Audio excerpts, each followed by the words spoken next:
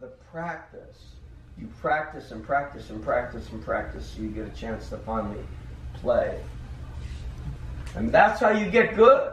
And then you can say, I'm good at this now.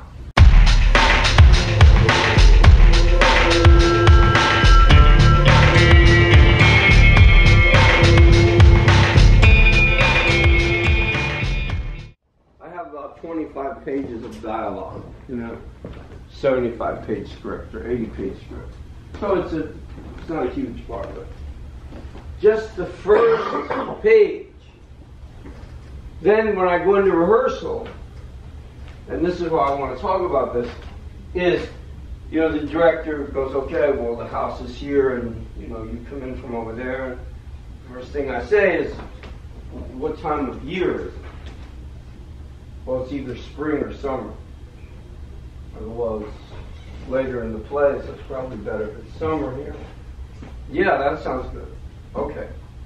So I take my shirt off, and that might be a prop. I'm a dock worker, so I probably have gloves. And, every day you try to bring something new into the rehearsal, add something new to help feed your practice. And then, most importantly, establishing where you are. I'm out on the street, and I'm in front of the house that I'm not allowed to go into because I'm too low class. They don't want me in there. So, I have to get myself into the practice of do my research, look up the streets of New Orleans and the French Quarter and so forth and what it looks like, and then get my imagination going. The practice of take your time working on that script. Make your notes on the script especially where the transitions are.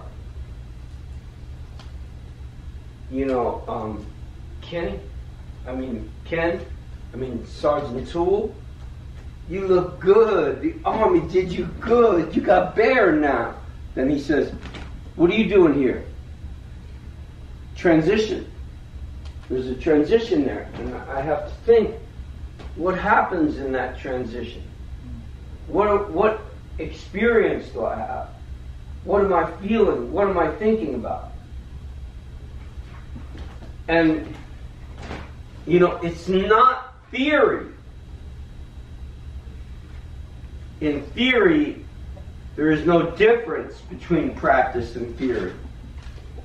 But in practice, there is. There is nothing like practice. And I lock myself in that bedroom. I turn the fucking phone off. I close the window so I can't hear any noise outside. And it's just me practicing that practice of establishing where I am and what I'm doing and how I got there and what I want. And then things start to dawn on you. Things start to occur to you about the subconscious of the character. And I've admonished you before about being able to write out what the character is thinking. Like my character might be saying, 2 years, kid. 2 years. I don't see my nephew for 2 years. You forgot about me? You don't call me? That's how much you think of me?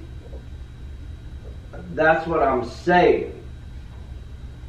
But what am I thinking underneath what I'm saying? It's almost like,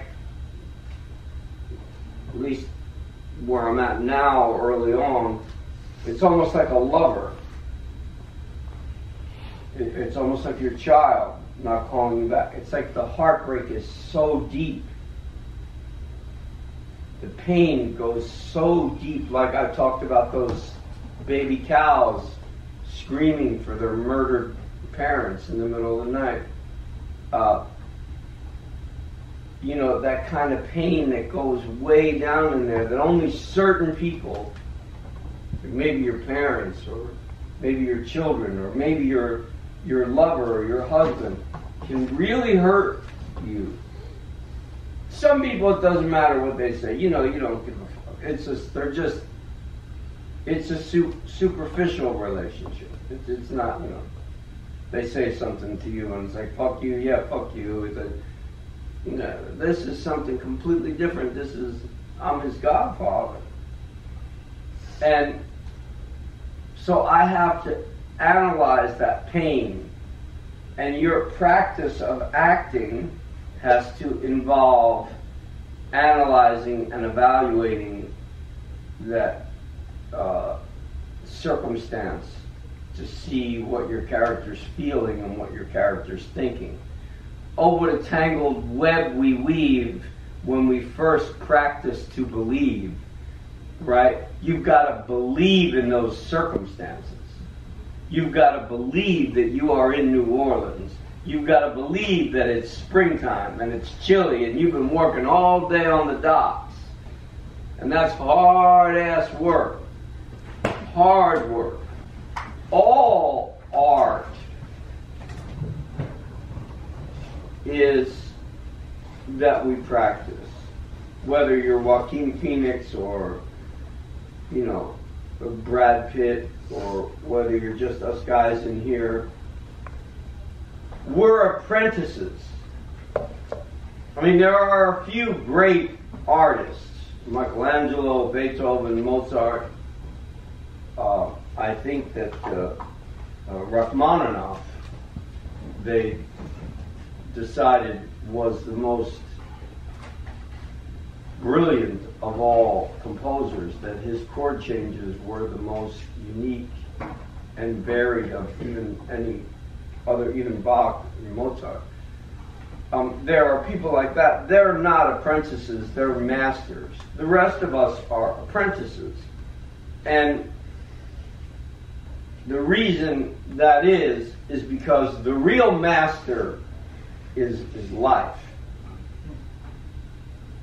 The real master is when the door opens at the coffee shop and the wind blows all your papers all over the room, and not one person will stop looking at their phone to bend over and help you pick up papers, 25 papers scattered all over the floor. Not one fucking person would look up from what they were doing.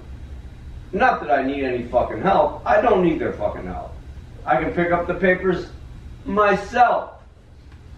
But if it were me, I know that if I saw someone, no matter what age they were, and their papers were flown all over the room, the first thing I'd do is get up and help them pick up their papers.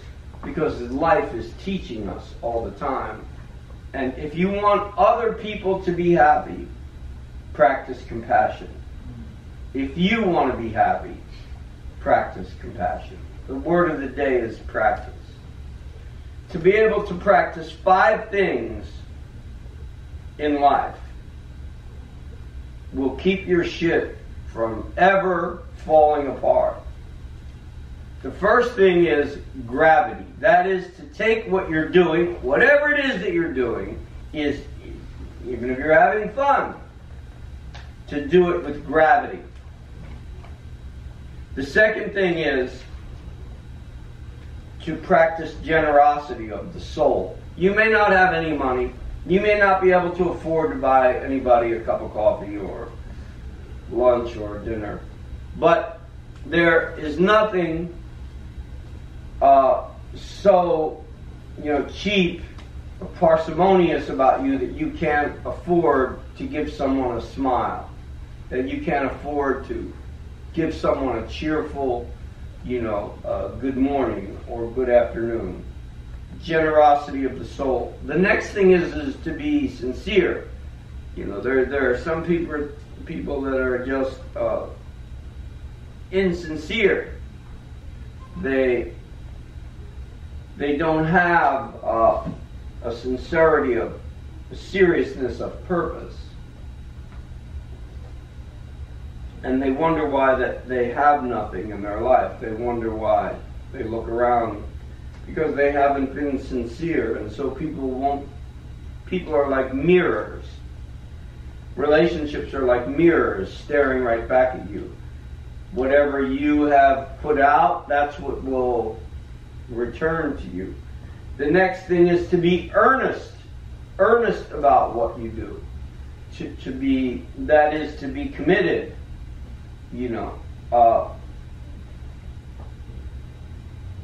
to do what you do with earnestness. And, I work with these other actors, and I work with them, with like a certain degree of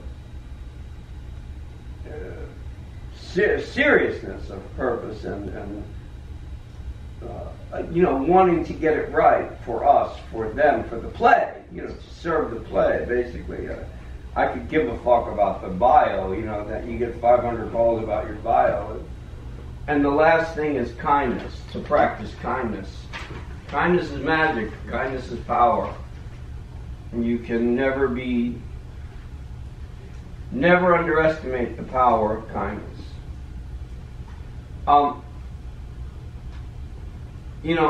What it is to be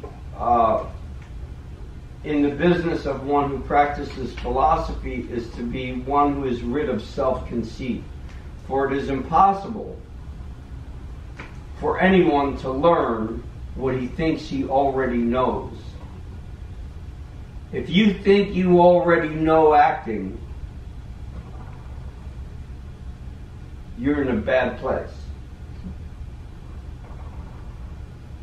I'm doing this almost 45 years, and I walk into the scene knowing that I don't know anything.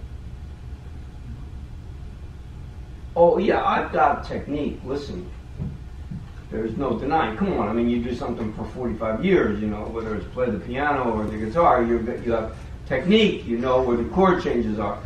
I know how to use my voice, I know how to use my diction or my body, understand all those things, but the best place for your head to be in is to know that you do not know. Practice is the mastery of all things. One of the reasons I became a musician is because it forced me to practice by myself every day, which I really love doing. Just like with acting, practice teaches you how to be centered when you're with other people. That's why you've always got to have like 5 scenes to be working on. It's never enough. There's just I really believe in volume.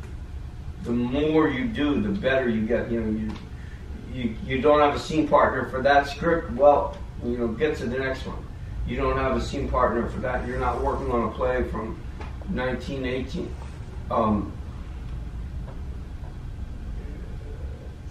Terence Rattigan is a brilliant playwright that wrote around the 1920s, 1930s, after the First World War.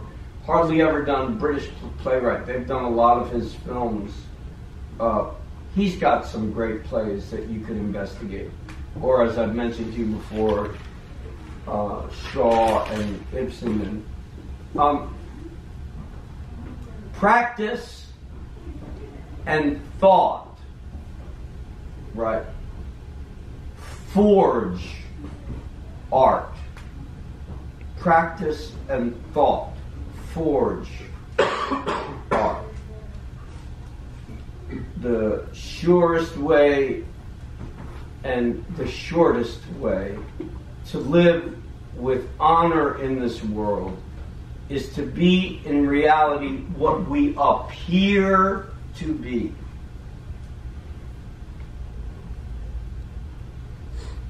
Find that all human virtues increase and strengthen themselves by practice of them. What did they say about Quentin Tarantino? Last night. Look for the good in people and respect the bad. Of course there's going to be shit about people you just don't like. It's just the way it is. It's just human. It's just people. Not a lot. At least not in my experience. There aren't many. They're just fucking people. You know what I mean? There's somebody, you meet them and just don't like that motherfucker. I don't know what it is about them. I just don't like them, you know. Their cologne, I don't know. But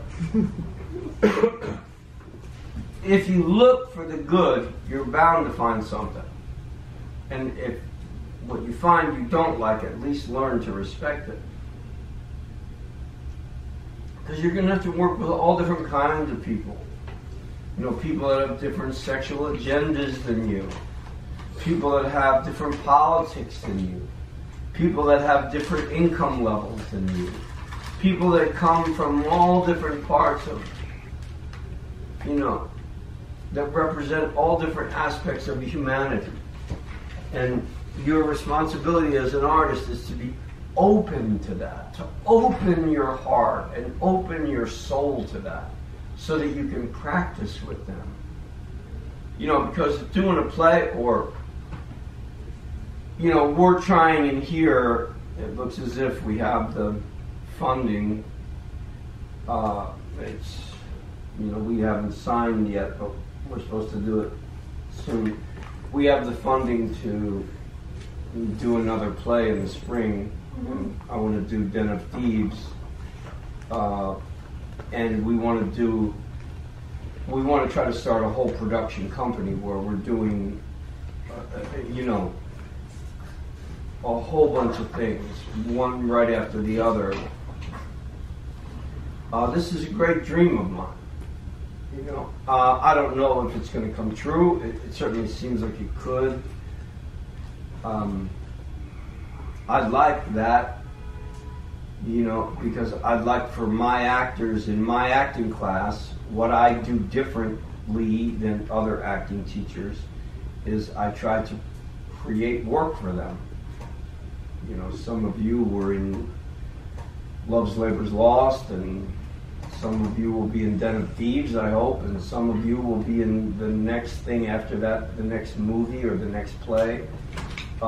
And to try to keep that as part of the practice, so that there's always class, but then there's always a production, a movie, a play, something to look forward to, something to keep, you know, the best actors that I know of, or that I have been close to or experienced or been around, were the ones that had gone through Juilliard, you know, 5 or 6 years ahead of me, and they studied every day for 4 years, and then in the 4th year, all they did were plays.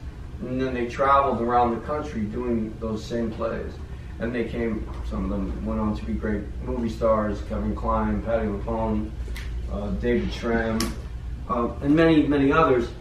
But that training leading up to performance, you know, the practice. You practice and practice and practice and practice, so you get a chance to finally play. And that's how you get good. And then you can say, you know, I'm good at this now. That's what I want for you. I want you to pay attention to how you practice. How do you practice? And my job is to try to teach you what it is to focus on when you practice. Because so many people think acting is just, well, I memorized the words, now I'm acting. I know the words, right? So I must be acting. It has nothing, absolutely nothing to do with acting. The words are a byproduct. I'm going to have a big sign that says words are a byproduct of something else going on in a scene.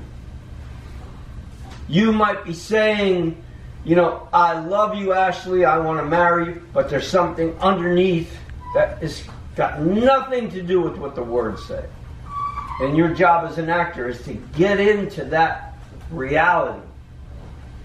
Practice that subconscious contact. And then the words will seem so true as they flow out of your mouth. There won't be a false note. You won't say a false thing because you're connected to the great unknown. It's not the words. It's the practice. Where am I? Where am I going? Where am I headed to? Where am I coming from? Where am I going to? What time of year is it? What am I wearing?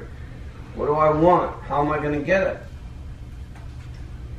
These are the questions that must be asked. I didn't say answer, did I? I didn't say you have to know all the answers. When I'm directing, I have to know the answers. Absolutely. When I'm directing, that's my job, is to know the answers. I have to be way ahead of you. But when you're acting, like Rick, you're doing your monologue last week, and you're building, and you were doing it beautifully, and then you blanked out. Right toward the end, you lost it, and you chastise yourself, and you feel frustrated. You mustn't.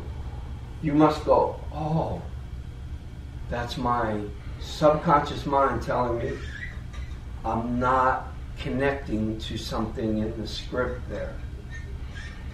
I mustn't be angry with myself. Just the opposite. I have to be like a detective, like, oh, that's the clue. Let me get the magnifying glass out and examine that part of the text where I went up, because that's the clue to the complete connection of the character. But rather, we're so conditioned to punish ourselves. We're so conditioned not to know how to practice. Even in Juilliard, the way that they're teaching so much is like about learning lines, it's just that, it's got nothing to do with lines. It's something else. It's an event. It's an emotional event. That's what you want to search for. What's the crisis in the scene? What's the real crisis in the scene? I don't know if you've had this experience, and this is the last time I'll say. I happen to be a very voluble human being. That is, I speak, right? I have a propensity for speaking, for language, for sound, so when someone asks me a question, even if I don't know the answer, I start talking, because I don't realize what I know until I start talking. And then I realize, maybe I know something about this. But most people, you don't know what you know until you say it. You'd be surprised at how much information is lurking back there. Your subconscious mind is your connection to, everything. And all the great art, all the great actors, all the great work that you've seen this year, you've got to go see the movie The Gentleman. It's just superlative. You see, this writer was tapped into the subconscious to create a story like this. That these actors are tapped into something so much deeper than themselves to create. Even Joker, which I hated the movie, but I loved his performance, he was tapped into something so much deeper than what he was doing. And that's what you want to go for. You want to tap into your subconscious. And the way to do that is by practice. Okay, everybody get up on stage.